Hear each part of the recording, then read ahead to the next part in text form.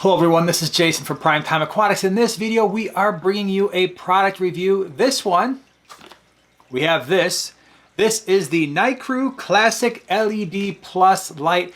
This happens to be the 30 to 36 inch light that is going to replace a light that broke on the tank right behind us. If you look in the upper corner, you're going to see one of our tanks are in the dark. One of our old Phoenix Stingray lights went down. We needed to replace it. I figured why not bring one of the Nicrew lights into the fish room, do a review, an unboxing, talk about the initial impressions. Now we've done lots of lighting reviews, and one of the things you're going to want to consider if you're looking at this Nicrew light is also take a look at the Beamswork lights and especially the Hygger lights, and I will put videos that we've done for those lights in the description below.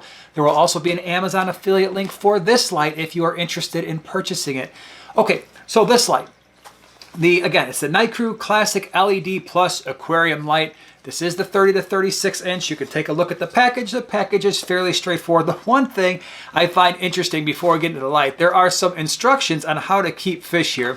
And I really wish, if we're not going to do a thorough job on that, let's just not do it. It says, okay, you know, tip 1, make sure you've got some lighting. Tip number 2, do a 25% water change once a week.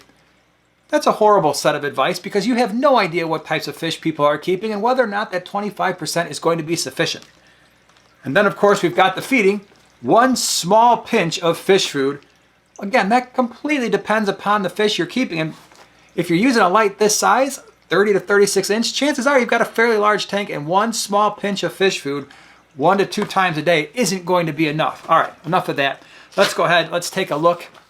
We'll open up the box. I will say the packaging was pretty good, so let's go ahead and take a look here. And so it's a nice box where the packaging, where the light fits tightly. It seems like a silly thing to mention, but I've unboxed a number of lights before where the light was kind of sloshing around in the box. This one's looking pretty good. Again, this is the 30 to 36 inch model. We remove the light, and I haven't unboxed this yet, so I have no idea what to expect. Let's go ahead and remove the light and the cord. And the rest of it appears to be, let me just make sure we're not missing anything.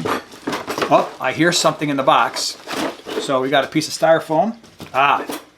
We have the adjustable brackets here. Those are going to be important because, again, the light is 30 to 36 inch, which means it's going to fit your 29 gallons, your 20 longs, all the way up to your 40-gallon breeders. Now, the light itself is a 30-inch light, but the brackets will extend it an additional 6 inches. So, what do we have here? Okay, so the outer body, nice, it's black. It's a relatively light in weight light, so it doesn't weigh very much. That could be both a good and a bad thing when you talk about quality of lights. I would say, at least just in terms of the way this one feels, it's indicative of a lower end light. Not saying it's not going to run. And by the way, we do updated reviews. Once we've had these things up and running for a year or so, we like to update the reviews on our products after we do the unboxing. The other thing that we've got going on here, of course, is the plug. And so that's what we have here. I, generally speaking, like this type of plug where it sits in this way, as opposed to the ones that go sideways. Those can be more problematic. Let's take a look at the cord, because a lot of times what people overlook when they're buying a light is how long is the actual cord. Because if it's too short, now you got to get extension cords involved and everything. That can be a bad thing. I would say this is probably about a 6-foot-ish cord, 5 to 6 feet at least. So it's, yeah, not too bad. Here we've got the switch, so it's push button.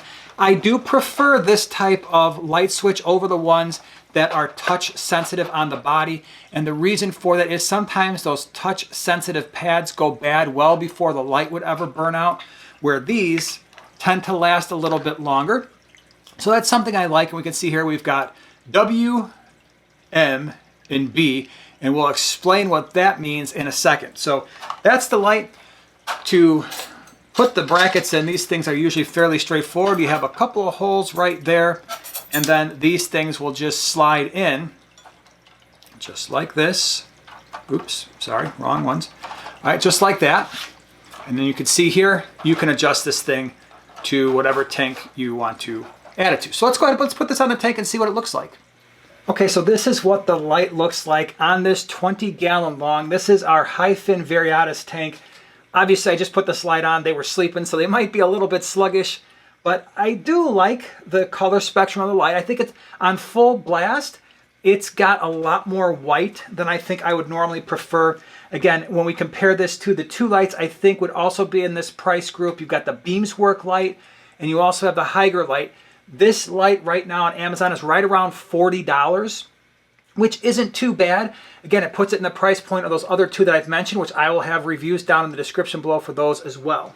So according to the box, what we're getting here is we are getting a 21 watt light that has a color temperature of around 6500 K and a par at 12 inches of around 72 and about 1150 lumens.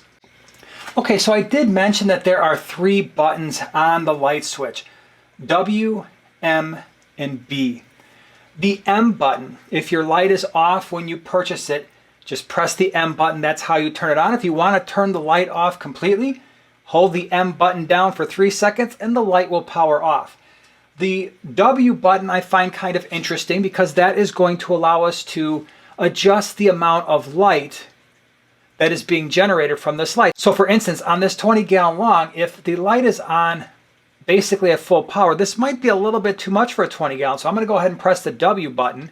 And you can see, hopefully on camera, it's starting to dim. And when I press this twice, the light actually looks pretty good for this tank. It's not too overpowering. I'm going to press it again. It gets a little darker, a little bit darker. And then eventually the white lights go off. You're just left with the blue. Well, the white lights stay on a little bit, but they pretty much mostly blue. Here we have the full blast again. As I mentioned, the mode button will allow you to toggle from all the lights to just the blue moonlight, something I don't generally use, and then it goes back on again. If you want to turn the light off, go ahead and hit that mode button for 3 seconds and it turns off. Now the B controls the intensity of the blue lights. And so I go ahead and press it. You can see, well, maybe it's actually kind of hard to see. I'm pressing the blue light button. They're getting less and less powerful, leaving more of the white lights, and there are a few green and red LEDs in this light as well. That is basically at minimum power. Blue lights here are off, and now they're back on completely. So you do have some adjustability. Now, what I'd like to see, let's go ahead and take a look here.